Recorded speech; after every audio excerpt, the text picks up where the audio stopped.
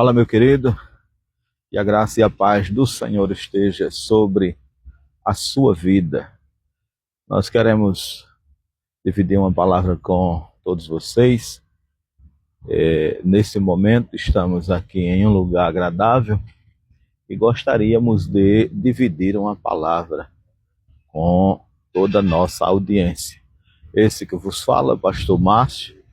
Nesse momento, estamos em um estacionamento de um hospital.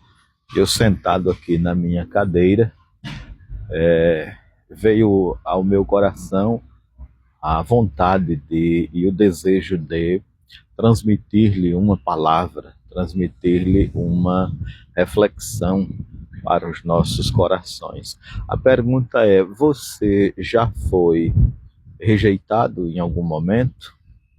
Em algum momento da sua vida você já teve que enfrentar uma rejeição? Alguém já te deixou, já te abandonou, já te deixou para trás? E aí, quando eu refletia sobre esta situação, eu vi que a nossa vida, ela nada difere do que foi a vida de Cristo, do que foi a vida do Senhor Jesus. Ora, se o Filho de Deus, o próprio Filho de Deus, ele, em algum momento, ele foi rejeitado, quanto mais eu e você. Então, por mais que eu e você possa ser útil em algum momento, mas também em um outro momento a gente pode ser rejeitado.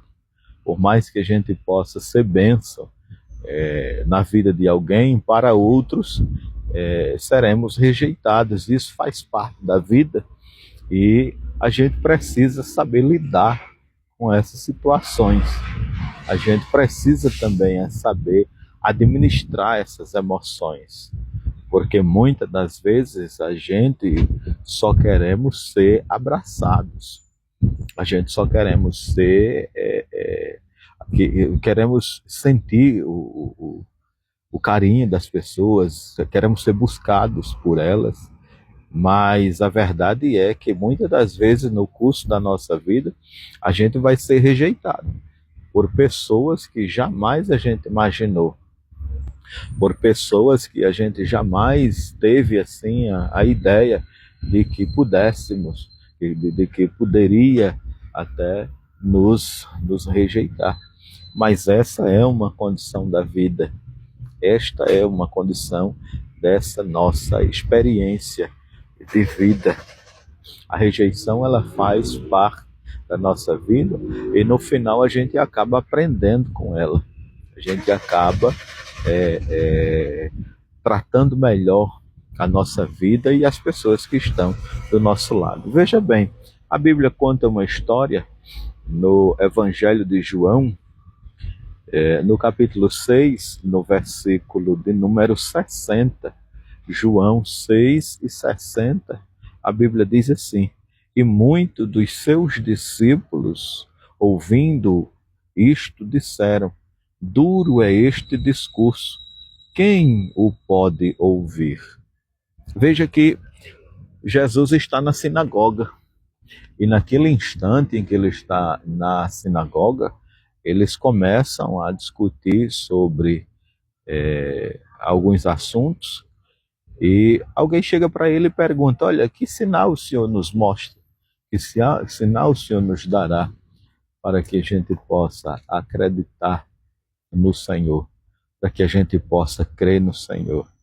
Os nossos pais comeram maná no deserto, e aí eles dizem: olha, não foi Moisés quem deu o pão do céu no deserto. Disseram ele, os nossos pais comeram o pão do céu no deserto. E aí Jesus toma essa palavra e diz: não, Moisés não deu o maná, o pão do céu. Na verdade, o pão do céu sou eu. O pão do céu é aquele que desceu do céu. O pão do céu é aquele que dá a vida em resgate. O pão do céu é aquele que veio se entregar como sacrifício. Este sim é o pão do céu. Jesus ainda havia dito: eu vim fazer a vontade daquele que me enviou.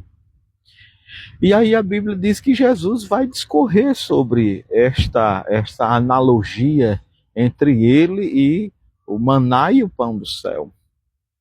E na altura aí do versículo 60, depois de Jesus ter discorrido sobre o que é realmente o pão do céu, quem era o pão do céu, o propósito de o pão do céu ter encarnado, descido do céu, o propósito deste, que era ele, o pão do céu, vir à terra para se sacrificar pela humanidade, pelos seus discípulos e por aqueles que poderiam crer em si, eles falam essa palavra.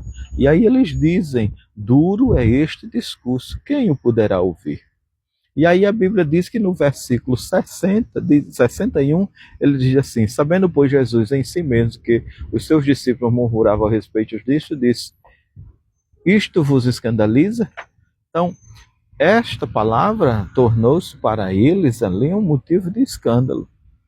Esta palavra, aos ouvidos deles, no entendimento deles, essa palavra era escandalosa. E aí o texto diz que eles abandonaram, né? Eles começaram a ir embora e abandonar Jesus. Então, meu querido irmão, então, meu querido amigo, meu querido obreiro, eu quero trazer essa reflexão ao seu coração. Às vezes as pessoas nos deixam, não é porque a gente somos ruins ou maus, ou a gente deixou de atender algumas necessidades, de forma alguma. Às vezes as pessoas nos rejeitam e nos abandonam, não é até porque a nossa palavra ela não é certa, ela não é correta. Às vezes as pessoas nos deixam, não é porque a gente somos herege, não. É porque elas não aceitam, é porque elas não estão dispostas a acreditar, a aceitar naquilo que a gente traz. Veja que Jesus, ele diz: sou eu o pão da vida. Eu sou o maná. Eu desci do céu. Eu vim para dar a vida. Tudo que eu ouvi do meu pai, eu vim executar. Eu não vim fazer a minha vontade. Mas eles não aceitaram. Então, às vezes, a gente ficamos machucados. Às vezes, a gente ficamos magoados porque falamos alguma coisa, fazemos algumas coisas e as pessoas não aceitam, elas vão embora. E as pessoas não querem, da forma como a gente fala, do jeito que a gente administra, elas não aceitam, elas vão embora. E às vezes isso machuca muito. E a pergunta é: o que se faz?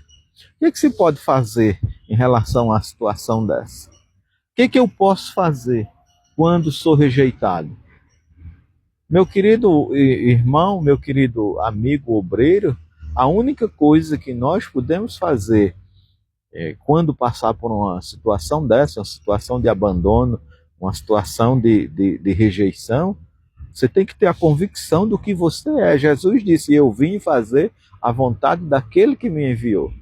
No texto do capítulo 6, Jesus é enfático e direto: eu vim fazer não a minha vontade, mas a vontade daquele que me enviou. Em uma situação de abandono por parte de liderados, você e eu precisamos entender que a missão está acima.